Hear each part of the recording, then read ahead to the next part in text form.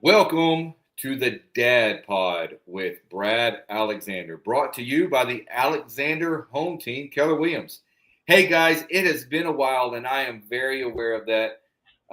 Been chasing kids, trying to sell a few houses, but it is an election year, at least in the city of Kyle, it is. And so the Dad Pod is back, and I am trying to talk to as many candidates this year in the Kyle, Buda, Hayes County area. So, what is the Dad Pod? Well, years ago, growing up, people used to go to the coffee shop and talk about Bobby and Susie and all that, never really got to know them. And then we had a thing called COVID, and everybody started to form an opinion about everyone without getting to know them. So the Dad Pod is a safe place for people to get to know one another.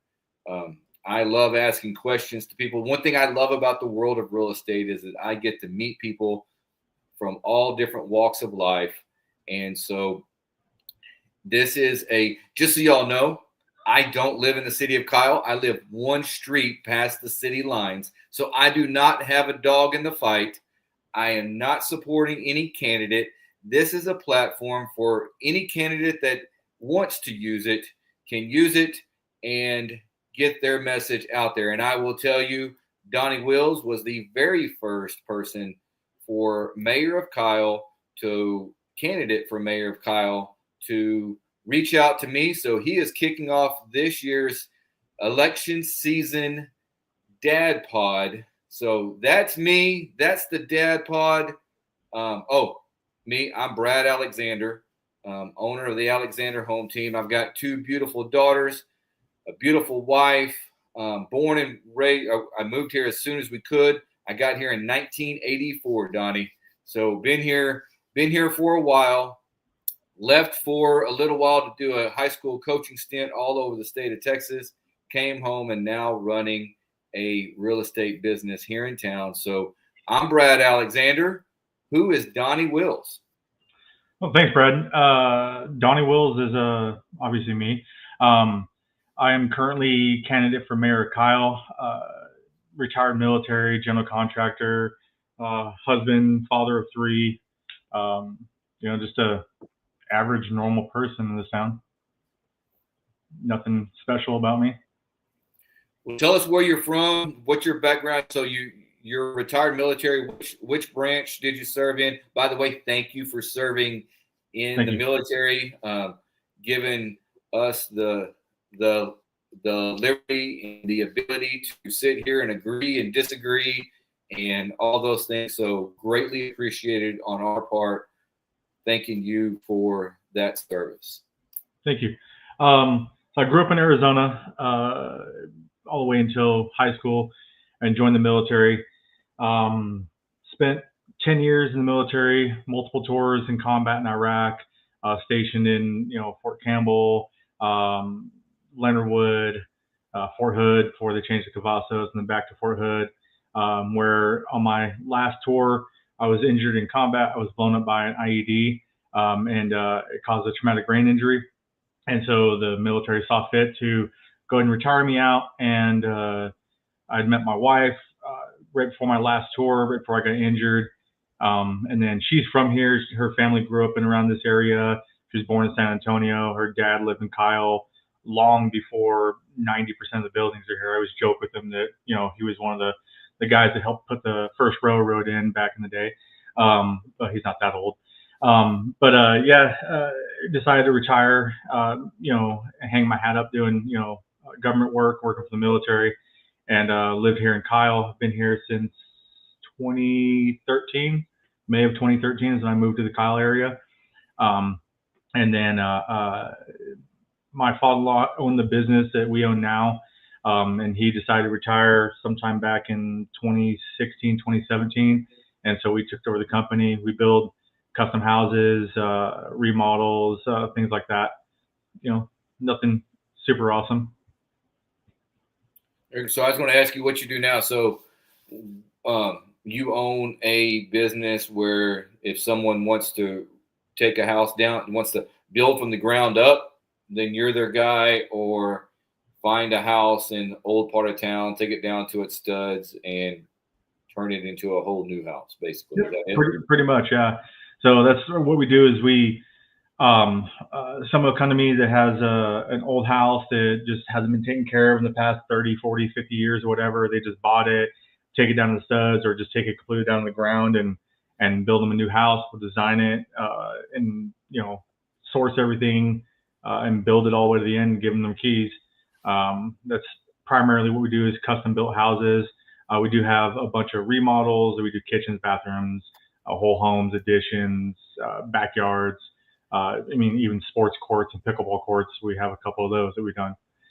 So we do quite a few projects. Well, people are starting to tune into this video. So they are not tuning in to hear me talk about real estate or to hear you talk about construction.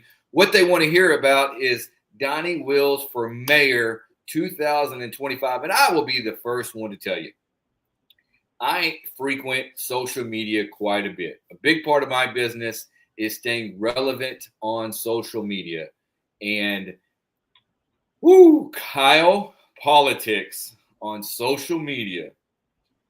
Boy, you sure are jumping into a fire. I mean, do you know the fire that you are jumping into? I mean, it almost feels like if you say the sky's blue, there's 4,000 people out there that are going to say, no, it's red. So it's a pretty amped up atmosphere out there, to say the least, in the world of Kyle, politics, city council, mayorship. Why jump into a fire like that? Well, a long time ago when I was a young private in the military, I used to have this staff sergeant, and staff sergeant Brad Wilson. I know the name staff sergeant Curtis Taylor. Really good section chiefs and platoon sergeants. And as a private, you're young. I never left home. And then here I find myself in the middle of Oklahoma and then into Fort Campbell, Kentucky, wet behind the ears type thing. And I used to cry and complain and just moan about every little thing that I just felt was wrong. And I remember the section chief, Sergeant Wilson, pulled me off to the side one day and he told me, he says, if you want to see change, put yourself in the position to make that change. And I stuck with it, and in the military, everything is done by rank, and so the lowest ranking person is all the way back and as far left as they can possibly be. And so I just kept working my way in the military until I was the guy in front of the formation, until I was a platoon sergeant, until I can start implementing changes that I saw that were beneficial to my platoon. And then I got out of the military. I didn't really want to do the bureaucratic and political stuff. I just kind of want to stay away from that and do my own. But I like you said, I saw the way that the city of Kyle politics is going, and it's very much extremely decisive. It's I might as well go stand outside and let them pitchfork me and light me on fire on some days, and that's just the issue is there's no cohesiveness. There's no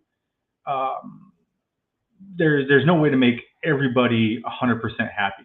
And I want to be able to make that change, to be able to influence policies and change in this town that are for the better, that aren't necessarily lining someone's pockets or some special interest group or anything like that. It's very much the thought principle of what America was founded on as the citizen statesman.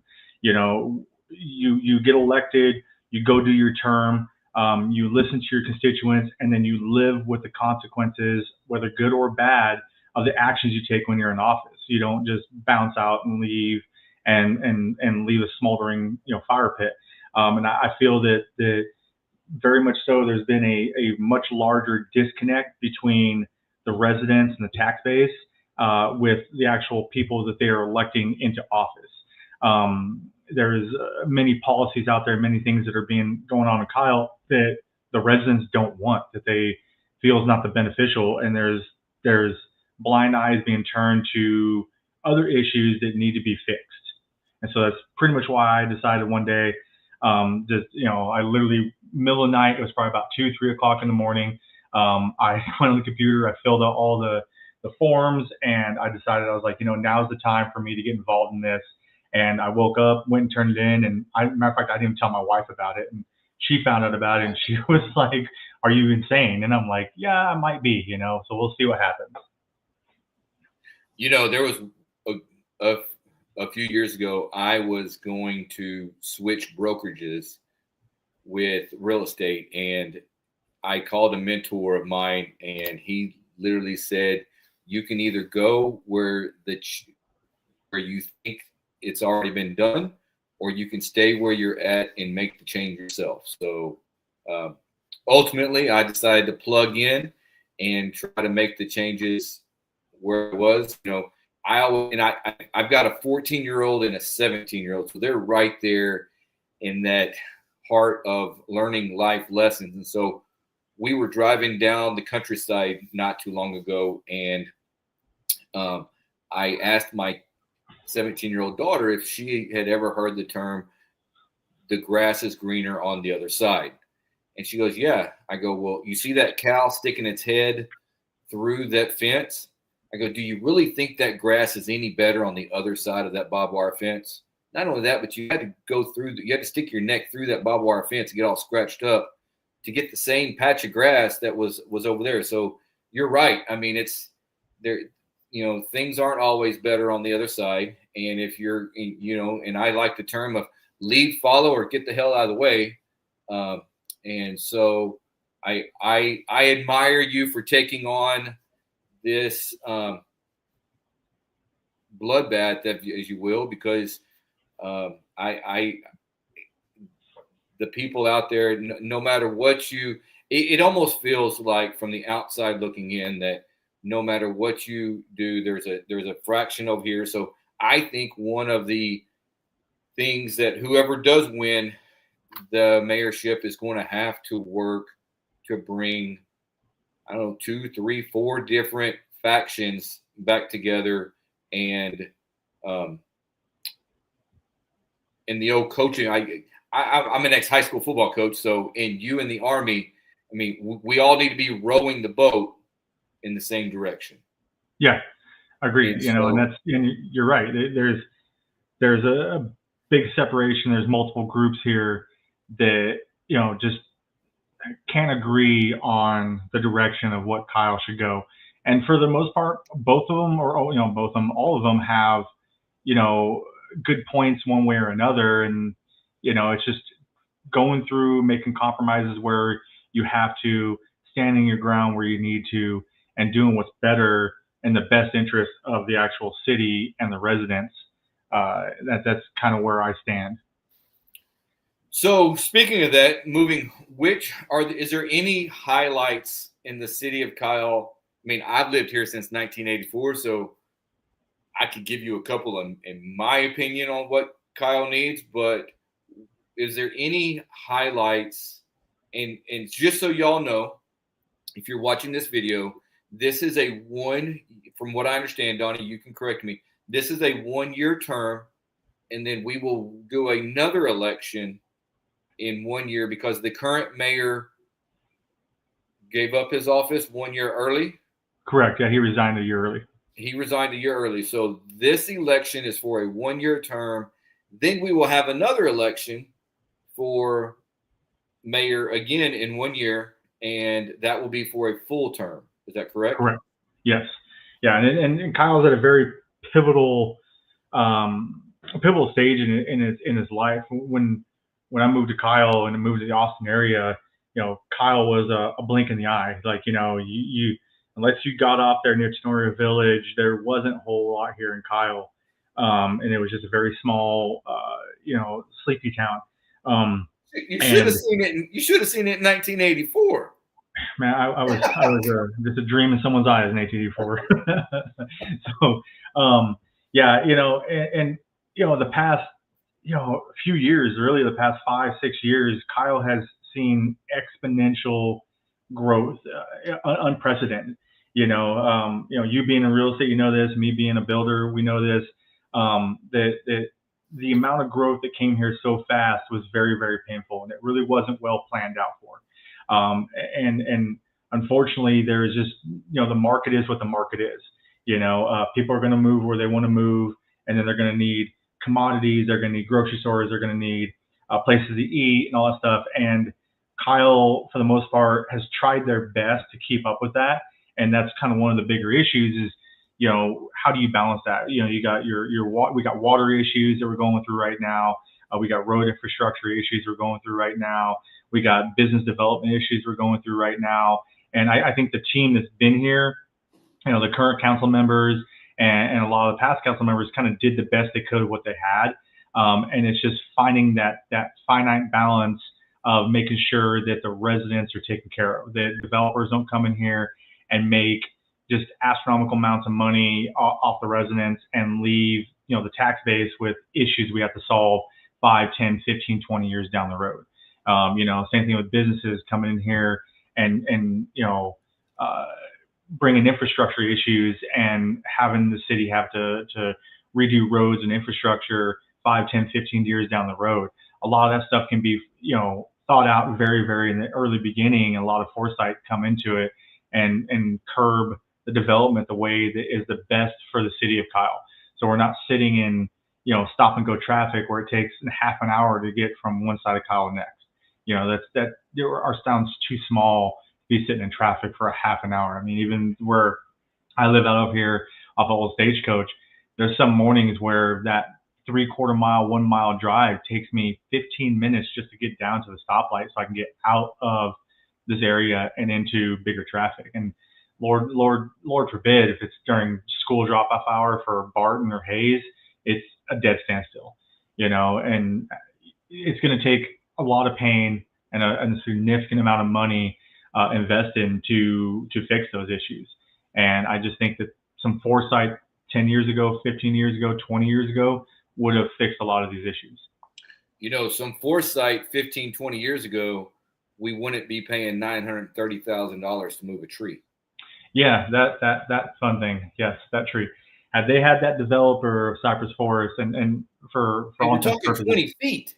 What's that? The developer had to give up 20 feet and we would have been okay. Yeah, no, you're right. So I live in Cypress Forest. And I'm the president of the HOA over here in Cypress Forest. And we're currently going through negotiations with the city of Kyle and parts of that land sale that's going along the front of our easement. And one of the things that came up a while back was that detention pond, moving that detention pond. It's an astronomical, engineering astronomical feat to move that detention pond, and it's very, very expensive. That tree, for all intents and purposes, that road should never have been that close to the tree in the first place.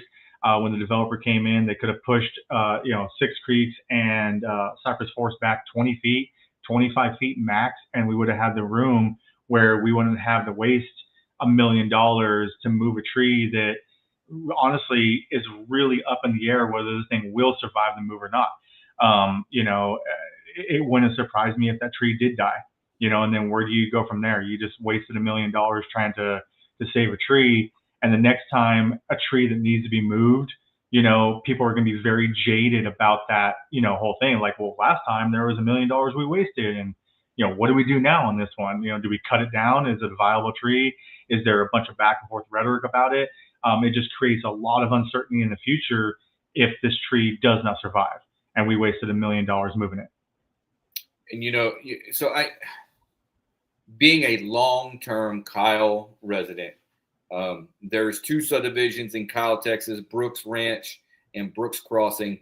I often tell, I met with a family last Friday and told them that they had a house in Brooks Crossing. Well, Miss Brooks was my 4th grade teacher. So back then in those days, the whole town knew everyone.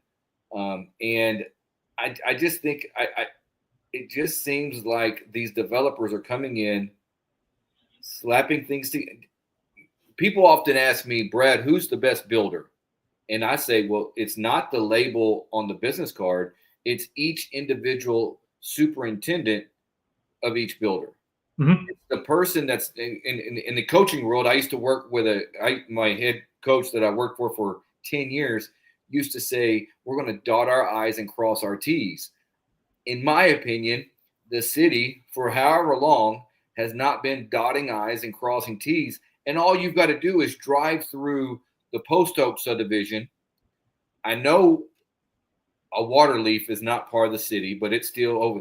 I mean, you drive through these subdivisions and the roads, you almost need a 4-wheel drive vehicle to drive through the roads because the developer came in and just slapped some crap in there and nobody has held them accountable and nobody forced them to dot their I's and cross their T's. Yep. And you're 100% right. So when we build in the city of Austin, a lot of times when we build these bigger tracts of houses and even custom home builders, a lot of times the city holds us responsible for any repairs that need to be done on the right of way, the road, maintaining it, cleaning it, all that stuff. Problem is, you look at like Old Stagecoach, for instance, which is about to get $30-something million put into it to widen it and straighten it and add bike lanes and all kinds of fun stuff to it, which is great. But the two developers on this side, and even you can come back and say the developer of Hometown Kyle as well, they didn't really put anything into it. They didn't really.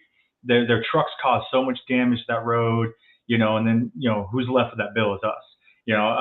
When I first moved to Cypress Forest, I had a 1965 Ford Mustang. It was a fastback 2.2, and I was driving down Old Stagecoach, and I hit a pothole and I broke a motor mount. That motor mount ended up costing me $30,000 to fix all the issues that pothole caused in that Mustang. And it's ridiculous. And you're right. There's a lot of roads that if you're not careful driving down, if you don't have a 4-wheel drive, I was out in what's the name of that subdivision over off of 150 on the east side. But the road over there is just horrible. I mean, it's so bad that when I was driving down there doing about 25 miles an hour, you could almost feel the vehicle lifting up off the ground as it hit potholes. And that's not right, because residents have to live over there. People have to drive those roads back and forth to work every day. It puts unnecessary wear on your vehicle, your tires, your shocks, all kinds of stuff. And then, now we have to spend, millions upon millions of dollars to fix these roads. And where does that money come from? It comes from taxes. It comes from all kinds of stuff. And there's a lot of residents in Kyle that live on fixed incomes. They live on pensions and retirements. And, you raise a tax bill by $100 or a couple $100. There's a lot of residents that can't afford that. And then now they're forced to sell, they're forced to leave. And all those residents have been here for a very long time. I know residents have been in this town for 30, 40 years. I mean, you yourself, you've been here for 41 years now. It's insane, and it just, there needs to be a recourse. There needs to be someone held liable and not walk away with all that money. The developers definitely need to start churning in, their fair share for repairing the infrastructure, bringing it up to date to sustain these bigger subdivisions and these bigger housings, because people are going to want to move here. You can't stop the market from wanting to move here, but you can plan to have the proper infrastructure, the proper resources, and have the people that are making the most money off of this be held liable for that money, essentially taxing them rather than taxing the tax base. Like simply, they recently just, and I think it's great, they just finished a road that takes you from Wells Fargo to Kohler's Crossing. Yeah, Marketplace. Which is an artery there. And so, man, well, I mean, as a quasi-resident, as a business owner in Kyle, Texas, sort of a resident, but I live just outside the city limits. Things that I hear are all the time are, number one, roads. Traffic. Traffic is just, we need more arteries. We need more veins. We need more ways of getting from point A to point B. And these need to be thought out to where, like, for an example, Stagecoach Road should have been expanded a long time ago. I mean, the line at 8 o'clock in the morning for the Negley, Barton, and Hayes kids to come from Stagecoach Road. Holy, if you're running for mayor, folks, go sit at that stop sign at Stagecoach Road and what are we calling it now? Veterans Drive? Yeah, Veterans. Yep. Go stand there at that new gas station and see how long that line gets at 8 o'clock in the morning. And it's that long until 9:30. I mean, it's 7:30 to 9:30. Yeah. Long line. And it's like that all the way down to the high school, and for that road right there, that road's a pretty significant artery for this town. 150 and Jackson Hayes, Old Stagecoach, Veterans Drive, that is a pretty significant artery. There's a lot of houses back here with Anthem, Aurora Ranch, Six Creeks, Cypress Forest, Hometown Kyle, Plum Creek North and South, Mountain City, Meadowwoods, Sage Hollow. And then there's only more coming, and that's a really good artery to get over there onto 1626, which leads to 45 Southwest and gets on the Mopac to get into Austin. And it's pretty sad that when I can move a lot quicker on Mopac than I can on Old Stagecoach right outside my house. Like that's sad. And I've only seen people complain even worse about 150 East, about out there near Cool Springs, Beebe Road in Dacey. A lot of these areas where they're just sitting in traffic, trying to get their kids to school, trying to get to work, just even trying to get to HEB to do some grocery shopping. There are some significant times where I look at my clock and I'm like, yeah, I'm not leaving at this time because I'm going to waste more time sitting in traffic than it will take me to actually go do the task I need to do. Or even when I'm coming home, there's a lot of times I'm leaving work and I look at my clock. I'm like, yeah, it's 4:30. No, I'm going to wait until the high school gets out. I'm going to wait until all this traffic dies down because I'm going to get home at the same time. I can complete more tasks at work and get home at the same time than sit in traffic and be unproductive. I mean, I guess I can listen to Pandora for an hour. And then another big one I hear is, you see Buda, you see Round Rock, you see Georgetown, all these communities. Lockhart. I mean, have you been to Lockhart lately? Their downtown vibe is really, really doing well. I mean, Absolutely. You go to Buda, Lockhart, Round Rock, and Georgetown, and that's just those are just the ones around us. And on a Saturday during the day, you're seeing people walking from restaurant to restaurant, store to store. And to be honest with you, Kyle has a bunch of empty lots and some bars, alcohol and parking. I mean, we have alcohol and parking. Yeah, and that's sad, and they've done a decent job of getting to Uptown, where what's the name of that? Where Texkin and all that stuff is. La Verde. Yeah, Miguel La Verde. Yep. And I walked through there recently when we had the safety preparedness fair, and like they've done an amazing job over there. But you go downtown and where Old Town is, and you're right. There's a couple bars down there. There's a bunch of empty shells of buildings. There's just no movement down there, and it feels very, very, very dead. And there's a multitude of reasons for that. Textile has part to do with the 150, the parking code, enforcement code. There's all kinds of other little factors that play into why that downtown's like that. And we go and spend a bunch of money trying to revitalize it, but it doesn't bring the businesses in there, and I hate to say this, you're not going to get a Chili's in downtown, Kyle. You're not going to get a BJ's down there. You're not going to get, these restaurants, these chain restaurants down there, and that's fine. We don't need a ton of chain restaurants. We need moms and pops, and you got to be able to incentivize moms and pops to be competitive against those chain restaurants. I equate it to the builder world. People call me all the time and they're like, hey, how much can you build a custom house for? And we're like, oh, it's 250, 300 a square foot. And that's without the land, and people are like, well, Scott Felder is building them for 180 a square foot. Well, it's volume. We can't compete with Scott Felder. We can't compete with David Weekley, D.R. Horton, none of these guys. It's impossible. We can't pay our guys low enough, and have them still sustain, a good family life. Or Scott Felder can do volume sales where they'll tell, hey, you got 20, 30, 40 houses you got to frame up, and this we're paying you. And that's how those guys make all their money, is by volume. You get these moms and pops restaurants that, and these stores and these little retail, boutiques.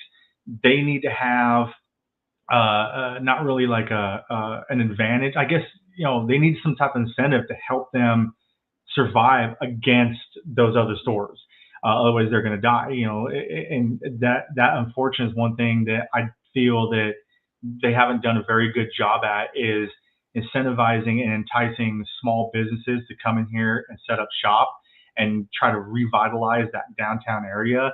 And in other words, they're, incentivizing and, Costco and HEB and all these other big brands.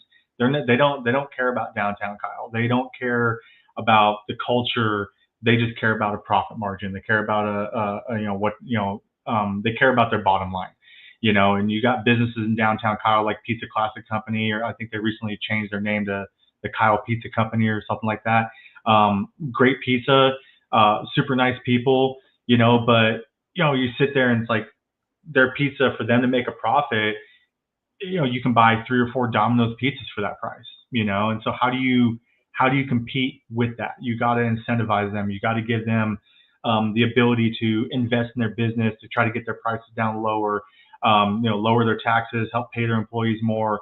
You got to be able to do that. And I feel that's one thing that Kyle has lacked in trying to do. And then that turn will incentivize business to come to downtown, and that will help revitalize that downtown. And like I said, bring that culture in here. Because you're right, you go down to Buda on a Saturday, and there's people down there walking all around the road, going to Nate's and Mud Bugs and all those little boutique stores around there. You go to Wimberley on Saturday. I mean, my God, you can't find a parking spot in Wimberley on Saturday. During the week, that place is dead. I mean, heck, even Fredericksburg, we built houses out in Fredericksburg, and during the week, it was really hard to find a restaurant or anywhere open during the week. But on Friday, Saturday, Sunday, that place was jam packed. And that brings in a lot of money to the area. It brings in a lot of ability and a tax base. And from there, you can only grow, because then now more people want to come in and invest and bring money into this downtown Kyle. Right now, they don't want to do that. So, Donny, if you were going to tell somebody that lives in Kyle and is going to be voting for mayor, which is not me, right? Why should they vote for Donny Wills for mayor, Kyle, Texas? When I teach sales to people, it's give me the elevator pitch.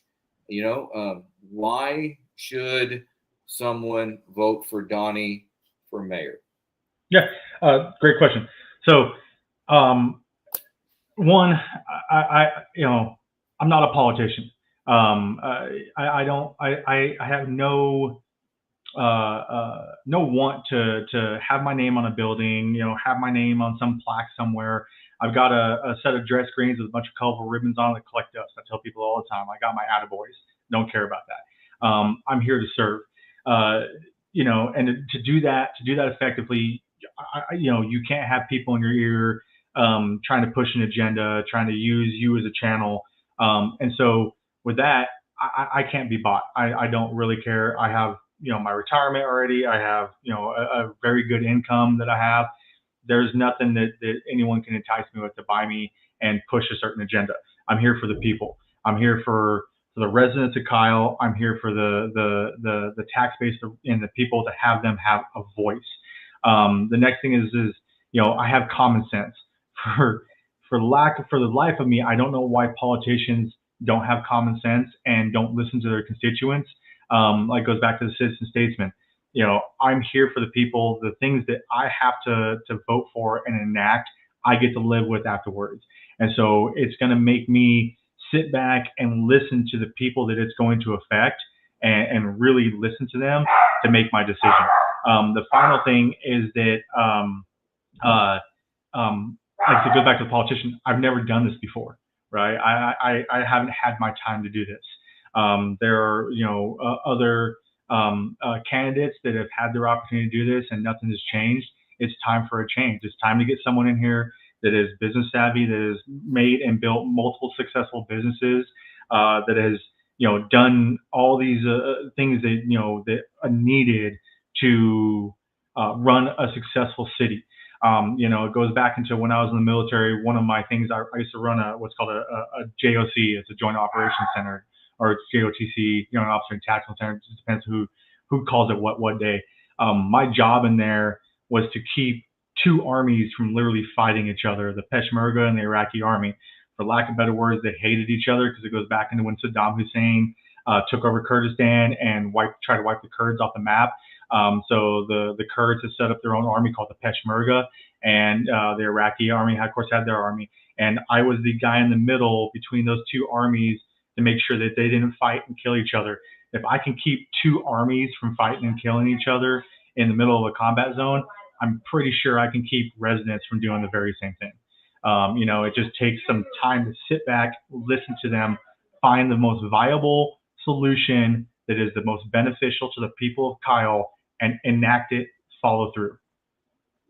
Hey, I totally agree. We've got to come together as a community. We all want to get to the same place. It's just we got to agree on how we're going to get there. And I will tell you this. I came back in 2008. You came in 2013. We chose Kyle, Texas to raise our kids in, to own a business in. So we do have a little bit in common. And ultimately, the future, we need to make a stand now for Kyle, for that our kids, and they're going to have there's going to be a Kyle, Texas. No matter who's mayor, there's going to be a Kyle, Texas. It's just, are we going to have a Fredericksburg type Kyle, Texas, where it's a destination where people want to go and it's very highly thought of? Or are we going to have I don't want to, Catula, Texas, to where you ain't ever heard of it and that type of deal? So, with that being said, I want to say thank you for coming on here today. Do you have anything else you would like to share? So when does registration has ended? So everybody has to be registered to vote. Registration ended yesterday. When's early voting? Early voting starts October 20th and runs to, I believe, the 31st. I'll have to verify that, but I believe it's the 20th to the 31st. And election day is the 4th. If you go to my page, I'm sure if you go to any one of the other candidates' pages as well, they all have probably links and locations, all the voting locations and times and all that fun stuff. The only thing I can say is and I used to tell some of my employees this when they would gripe and moan and complain about things. You want to see change, get out and vote. No matter who you vote for, that is your one unalienable right as an American citizen, is to vote. If you don't go out and vote, you don't have, I feel you shouldn't have a voice to complain about the outcome of what happened. You take a couple minutes throughout the day, stop in there and vote. Voting in Kyle is really easy. It's not like voting in Austin where you can sit there and wait for several hours. I think in all the years I've voted here, I don't think I've ever waited more than maybe 10 minutes, and I did it on my way home. There's multiple polling locations around town. And even so, that there is a lot of employers that will give their employees paid time off to go vote. I used to do it. I used to tell my employees, if you go vote and you show me that I voted sticker, and I don't care who you voted for, I'll give you your full 10-hour day paid off, and you can go off and do your business. I have a lot of employees that would show up first thing at 7 o'clock in the morning, and that door is open. They would vote, and they would go on about their business all the rest of the day with 10 hours of paid time off. And so the biggest thing is get out there and vote. You want to see change. You want to see your vision implemented. Go out and vote and make something happen. And then when whoever's in there, whether it's myself or one of the other candidates that's in there, talk to them, go to them, tell them your problems, and follow through. That's another big problem, is that there's no follow through with some of these politicians out here, where something started and there's just no end game to it. There's nothing, there's no light at the end of the tunnel. There's no tangible item that says that this is a done deal. So get out there and make your politicians, make your elected officials work for you. Well, hey, I just want to say thank you. This is a live broadcast, folks. There is not very many people that are running for office that are willing to jump on a live broadcast, not tape. We're not edited. This was not scripted. Nope. To be real honest with you, I don't know, Donnie. We've had one or two conversations going into this, just on how to get set up on the technology and so on and so forth. So thank you for coming on here to a live broadcast to get to know you and why you want to be mayor of Kyle. I'll be praying for you. I think that's a feat that I'll be honest with you. I will probably be in politics one day. Mayor of Kyle if I lived in Kyle this year, I would be lying to you if I told you I would be running for mayor. It's just, man, those of y'all that are running, I will support you. I'm not going to speak badly of anybody that is running for it. At the end of the day, everyone that is running for mayor is giving their service to our community. Whether we agree with them or not, they are taking a service, just like you joined the Army to give service back to our country. In my opinion, everyone that is running for mayor is trying to give their service back to the city of Kyle. And so I agree. So they all competitive. I'm a very competitive person. I come from Friday Night Lights, Texas high school football. You know, may the best man, woman win. And at the end of the competition, we shake hands and go from there. So once again, thank you for coming on here. Guys, it's Donny Wills for mayor. What's the Facebook page? Yeah, Donny Wills for mayor, or Wills for mayor. Yeah, Donny if you go to Wills Facebook and go Wills for mayor, you'll come across my Facebook page. Don't hesitate to PM me, reach out to me, send me emails, messages, whatever. Even if I'm out and about, I am always out in Kyle. I do a lot of grocery shopping at HEB myself. I eat out consistently in the city of Kyle. So if you see me out there, don't hesitate to stop by and tell me your thoughts, tell me your views. Even when I'm elected, I want to be very approachable to everybody here. So if I'm out about pumping gas, come by and tell me if I'm doing a good job, bad job. Talk to me. Tell me what you want and a vision of Kyle, and we can work together for that solution. And you know, I will move mountains for this town. That is what I can promise you. Well, once again, thank you for your service for our country. Thank you for volunteering to service our city of Kyle. I'm Brad Alexander. He is Donny Wills. This is the Dad Pod, and we will see y'all next time. Thank you, Brad. Thank you.